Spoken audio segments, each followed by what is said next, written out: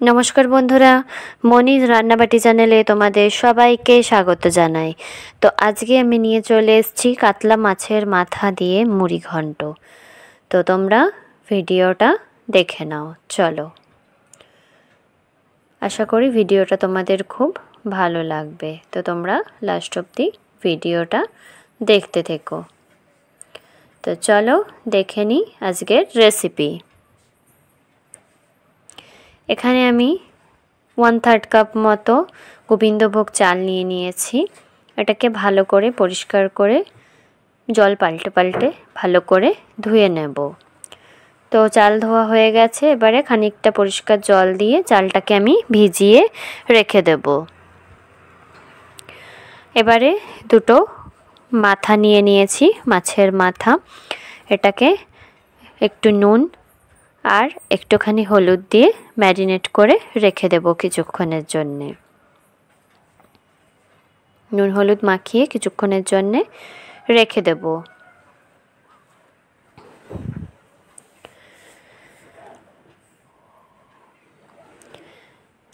এবার এখানে আমি ছোট ছোট করে আলু কেটে নিয়েছি,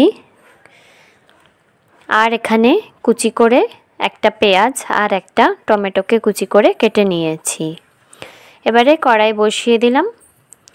কড়াই বসিয়ে দিয়ে গরম হয়ে গেলে এতে খানিকটা সর্ষের তেল অ্যাড করে দিলাম। তেলটা গরম হয়ে এলে মাছের মাথাগুলো দিয়ে দেবে, ভালো করে কড়া করে ভেজে নেবে। এক দিকটা হয়ে গেলে তারপরে আরেক দিকটা উল্টেও ভালো করে কড়া করে ভেজে নেবে। দেখো একদিকটা হয়ে গেছে, আরেক দিকটা কড়া করে ভেজে নিই। তো দেখো মাছের মাথাগুলো ভাজা হয়ে গেছে, এবারে নামিয়ে নিচ্ছি।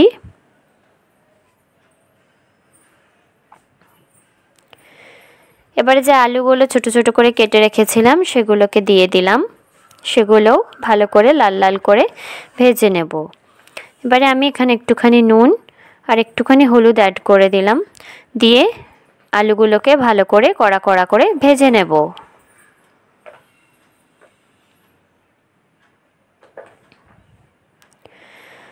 তো বন্ধুরা, তোমরা কে কোথা থেকে ভিডিওটা দেখছো অবশ্যই আমাকে কমেন্ট করে জানিও। তো দেখো এখানে আমার আলুটা ভাজা হয়ে গেছে, তুলে নিয়েছি। এবারে ওই তেলের মধ্যেই একটা শুকনো লঙ্কা, একটা তেজপাতা আর গোটা গরম মশলা মানে একটু দারচিনি, দুটো লবঙ্গ আর দুটো ছোটো এলাচ দিয়ে ভালো করে সুন্দর গন্ধ আসা অবধি ভেজে নেবে। এবারে আমরা এখানে 1 চামচ সাদা জিরে, গোটা জিরে আমি ইউজ করলাম, সেটাকেও ভালো করে সুন্দর করে ভেজে নেবে।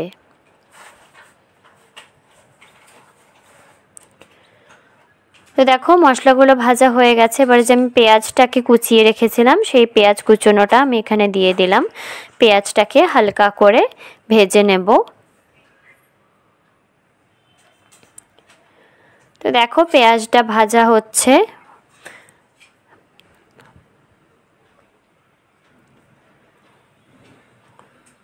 পেঁয়াজটা প্রায় ভাজা হয়ে গেছে। তো এবারে আমি যে চালটা ভিজিয়ে রেখেছিলাম সেই চালটাকে আমি ছাঁকনিতে ছেঁকে রেখেছিলাম জলটা ঝরে যাওয়ার জন্যে, সেটা এখানে অ্যাড করে দিলাম।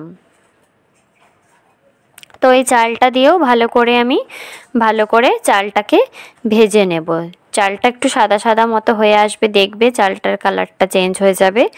তো তখন চালটা ভাজা রেডি হয়ে যাবে। তো দেখো আমাদের চাল ভাজা রেডি হয়ে গেছে, পেঁয়াজ আর চালটা ভাজা রেডি হয়ে গেছে। এবারে আমি এখানে আদা, কাঁচা লঙ্কা আর রসুনকে পেস্ট করে রেখেছি, সেখানে 1 চামচ ধনে আর জিরে গুঁড়ো দিয়ে দিলাম আর 1 চামচ কাশ্মীরি লঙ্কার গুঁড়ো দিয়ে দিলাম, আর জল দিয়ে ভালো করে গুলিয়ে মশলাটাকে দিয়ে দিলাম। দিয়ে আবারও একটুখানি বাটি ধুয়ে একটুখানি জল আমি অ্যাড করে দিলাম।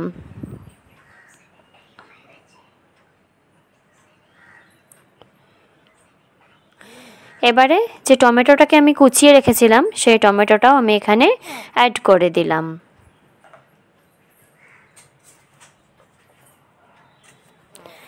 দিয়ে ভালো করে মশলাটাকে ভাজা ভাজা করে নেবে। দিয়ে আমি এখানে যে আলুগুলো কড়া করে ভেজে রেখেছিলাম সেই আলুগুলোকেও আমি এখানে অ্যাড করে দিলাম। দিয়ে আবারও সব কিছুকে ভালো করে ভেজে নেবে। মশলাটা ভালো করে সবার সাথে মিশিয়ে কষিয়ে নেবে। তো সব মশলা কষানো হয়ে গেছে। এবারে আমি এখানে একটুখানি জল অ্যাড করে দিলাম যাতে আলুগুলো আর চালটা সেদ্ধ হয়ে যায়, সেই হিসেব মতো একটুখানি জল অ্যাড করে দিলাম।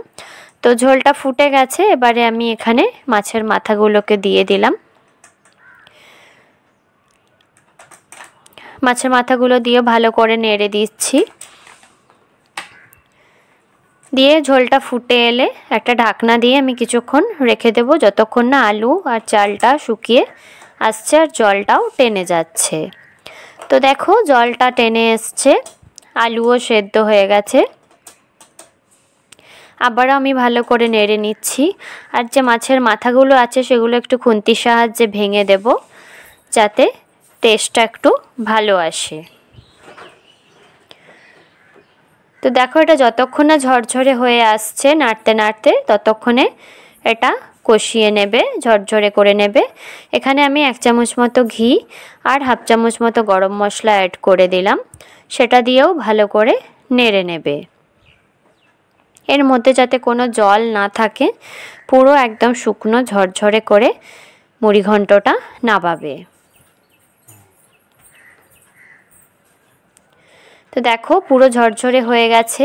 তো এটাকে কিছুক্ষণ আমি নেড়ে দিয়ে রেস্টিং টাইমে রেখে দেব, তারপর এটাকে সার্ভ করব। তো দেখো আমাদের মুড়িঘণ্ট রেডি হয়ে গেছে, আমি সার্ভ করে দিয়েছি। তো ভিডিওটা তোমাদের যদি ভালো লেগে থাকে তাহলে like, share, comment and subscribe অবশ্যই করে দিও আর আমার পাশে থেকো।